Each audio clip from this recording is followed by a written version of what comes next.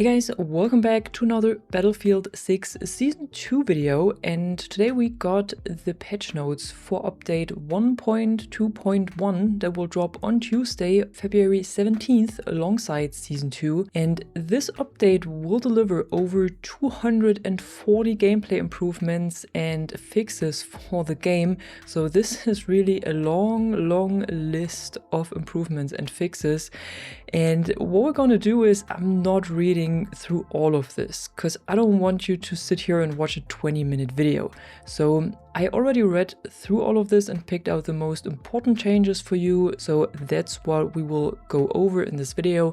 But I'm gonna link the full patch notes in the description below, so in case you can't sleep tonight, you can still read through those patch notes if you want to. The patch notes also include another short summary of the Season 2 content, but I'm not going over this as well because I've already done a full video about what you can expect in Season 2 content-wise. So if you missed this one, be sure to click the video in the info box and watch this for everything you need to know about Season 2. So we get right in with the weapon changes, and here we can expect a broad recoil tuning pass across all weapons, but especially across the automatic weapons. Because ever since launch, recoil compensation could feel inconsistent, and sometimes the amount of aim input required to counter recoil on a weapon did not match the recoil that was actually applied, which made weapons feel harder to control than it was actually intended. And with this update, the recoil compensation has been made fully consistent for all weapons, which should result in more predictable and reliable weapon handling.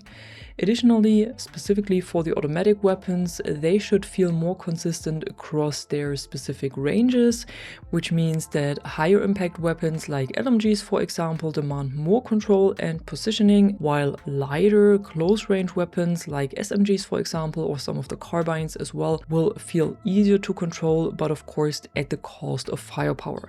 A few examples that are picked here are the B36, L85, M433, or the QBC192, and for those the recoil randomness was reduced, and for the L110, the M123, and the M277, the recoil in general was reduced. So those weapons will be a little bit easier to control at longer ranges. But for the PW5, for example, or the SGX or SCW10, so mostly the SMGs, they have increased the recoil a little bit, which makes them slightly harder to control and less precise at longer ranges, but they're still perfect to control on short ranges. Then specifically for the LMR27, so the DMR, they increased the damage at close to mid-ranges to better reward accurate headshots. The DB12 shotgun got its fire rate increased and a faster pump action to improve reliability in close quarters combat.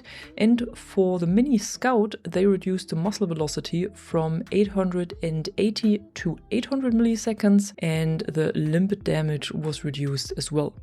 What they've done as well when it comes to the weapons is that they updated the rangefinder custom zeroing to not apply its effect instantly, and now it requires a short delay before it takes effect. And I think that this means that this is a counter to the method of binding shooting and rangefinding to the same button, so this should not be possible anymore after the update. They also adjusted the in-world spotting range, so the 3D spotting, the red dot above your head, when firing a weapon without a suppressor or flash hider, and the range of this was reduced from 75 to 54 meters. So that's at least a good point, but in return they have also adjusted the minimap spotting range when you're firing your weapon with a suppressor or with a flash hider, and here this minimap spotting range was increased from 15 to 21 meters. So we're getting punished for using a suppressor now. Then they also fixed an issue where scope glints and laser sight lens flares would be visible through the cover of smoke grenades, and they improved scope glint orientation at long distances, so when someone is looking at you, you know a little bit better if they're looking at you or not, so how their aim direction is. And the rest of the weapon changes, at least, is mostly alignment fixes with attachments on different weapons, so when a scope was not aligned or a laser was was not aligned, or they fixed some bugs where attachments did not work as intended. Then we're gonna move on to the movement changes, and here they have adjusted the acceleration curve of slide and jumps for better movement predictability and consistency. And this means that instead of a linear acceleration that we have right now, we have a curve after the update. And this is supposed to retain responsive movement while still allowing micro adjustments, for example, when you're looking around the corner. And this ensures that other players' movement looks more correct and will hopefully improve the quality and predictability of gunfights. In addition to this, they've also reduced the maximum slide impulse length by 25%, so that should also slightly reduce the slide length. And they reduced the intensity of hit reactions while you are on fire to improve the visual clarity during combat. Then they also made animation and logic improvements to vaulting, especially when you vault over medium-sized obstacles, which should make transitions from vaulting into movement more smooth. And they also fixed scenarios where it would sometimes be possible to grab ledges that are much higher than intended with the vault grab. In addition to this, they fixed an issue where soldiers could be launched unexpectedly when entering a ladder, and for the ladder they have also improved the first person and third person animations, so for entering, climbing and exiting, and in third person they specifically improved the hand and foot placement on the ladder. And lastly, for the movement changes, they have also fixed an issue where weapon switching after being revived could leave players without a usable weapon. Now we have the vehicle changes. It's not too much. So they have disabled angle-based damage on the Traverser Mark II. Now this vehicle takes consistent damage from all directions. They have fixed an issue where tank turret aiming speeds were different between first person and third person view. They have reduced muzzle flash intensity on anti-air tanks and also on anti-air stationary weapons when you are zoomed in. You can now no longer move vehicles forward or backward while you are on the big map, because this had caused some conflicts with the inputs on controller. They have fixed an issue where the gunner seat aim indicator on the attack helicopters remained static, which could lead to incorrect aiming feedback. And they fixed an issue where the map could flip back and forth when you were rolling in an aircraft. For the gadgets, it's even less changes. So here they fixed an issue where the slam mines, when they were attached to a recon drone, did not correctly affect battery life or top speed. This is the first time I'm actually reading that you can attach these slam mines to the recon drone. I've never tried this before. They also fixed an issue where the RPG and the MBT law launchers would be inaccurate if they were fired right after the zoom transition is completed. So right after aiming down sights, when you fired them, they could be inaccurate. They also fixed an issue where the laser designator could prioritize already painted targets instead of the vehicle you were actually aiming at. And they fixed an issue where the repair tool would not repair vehicles when you were targeting a glass component of this vehicle, which was especially annoying when you were trying to fix a helicopter from the inside. And what they've also done to the gadgets is that they have improved consistency of defibrillator revives detection on stairs and uneven terrain. So this should work more reliable now. Then some smaller changes to maps and modes. Here they added Rush as a new mode to Mirak Valley, and they fixed an issue in Escalation on Operation Firestorm where vehicles would not spawn as intended. They fixed an issue on Siege of Cairo where players could reach the top of buildings using the deployable cover, and they fixed an issue on Manhattan Bridge where players could stand on top of the bridge, creating unintended gameplay advantages. And what they fixed as well on Manhattan Bridge, which I think is a bug that a lot of players had as well, is that there were several issues with randomly appearing bright lights. So there were several instances of this fixed.